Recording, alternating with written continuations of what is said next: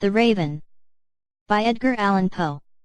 1845. Once upon a midnight dreary, while I pondered, weak and weary, over many a quaint and curious volume of forgotten lore, while I nodded, nearly napping, suddenly there came a tapping, as of someone gently rapping at my chamber door. "'Tis some visitor," I muttered, "tapping at my chamber door, only this, and nothing more." Ah! Distinctly I remember it was in the bleak December, and each separate dying ember wrought its ghost upon the floor.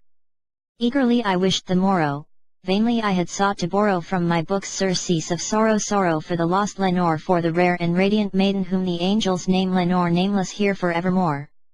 And the silken sad uncertain rustling of each purple curtain thrilled me, filled me with fantastic terrors never felt before, so that now, to still the beating of my heart, I stood repeating, "'Tis some visitor entreating entrance at my chamber door, some late visitor entreating entrance at my chamber door, this it is, and nothing more." Presently my soul grew stronger, hesitating then no longer. "Sir," said I, "or madam, truly your forgiveness I implore, but the fact is I was napping, and so gently you came rapping, and so faintly you came tapping at my chamber door, that I scarce was sure I heard you." Here I opened wide the door, darkness there, and nothing more. Deep into that darkness peering, long I stood there wondering, fearing, doubting, dreaming dreams no mortals ever dared to dream before, but the silence was unbroken, and the stillness gave no token, and the only word there spoken was the whispered word, "Lenore." This I whispered, and an echo murmured back the word, "Lenore." Merely this, and nothing more. Back into the chamber turning, all my soul within me burning, soon again I heard a tapping somewhat louder than before. "Surely," said I, "surely that is something at my window lattice, let me see, then, what thereat is, and this mystery explore. Let my heart be still a moment and this mystery explore, 'tis the wind and nothing more." Open here I flung the shutter, when, with many a flirt and flutter, in there stepped a stately raven of the saintly days of yore.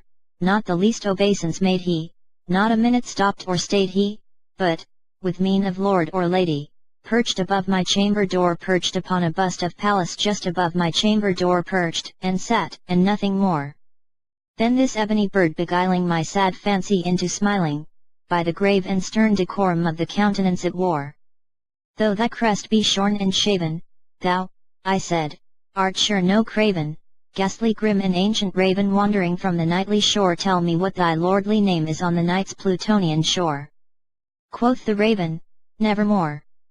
Much I marvelled this ungainly fowl to hear discourse so plainly, though its answer little meaning little relevancy bore, for we cannot help agreeing that no living human being ever yet was blessed with seeing bird above his chamber door, bird or beast upon the sculptured bust above his chamber door, with such name as Nevermore. But the raven, sitting lonely on the placid bust, spoke only that one word, as if his soul in that one word he did outpour. Nothing further than he uttered, not a feather then he fluttered, till I scarcely more than muttered, "Other friends have flown before, on the morrow he will leave me, as my hopes have flown before." Then the bird said, "Nevermore." Startled at the stillness broken by reply so aptly spoken, "Doubtless," said I, "what it utters is its only stock and store, caught from some unhappy master whom unmerciful disaster followed fast and followed faster, till his songs one burden bore, till the dirges of his hope that melancholy burden bore of nevermore. But the raven still beguiling all my fancy into smiling, straight I wheeled a cushioned seat in front of bird, and bust and door, then upon the velvet sinking, I betook myself to linking fancy unto fancy, thinking what this ominous bird of yore, what this grim, ungainly, ghastly, gaunt, and ominous bird of yore meant in croaking nevermore. This I sat engaged in guessing, but no syllable expressing to the fowl whose fiery eyes now burned into my bosom's core. This and more I sat divining, with my head at ease reclining on the cushion's velvet lining that the lamplight gloated o'er, but whose velvet violet lining with the lamplight gloating o'er, she shall press, ah, nevermore. Then methought the air grew denser, perfumed from an unseen censer swung by seraphim whose footfalls tinkled on the tufted floor.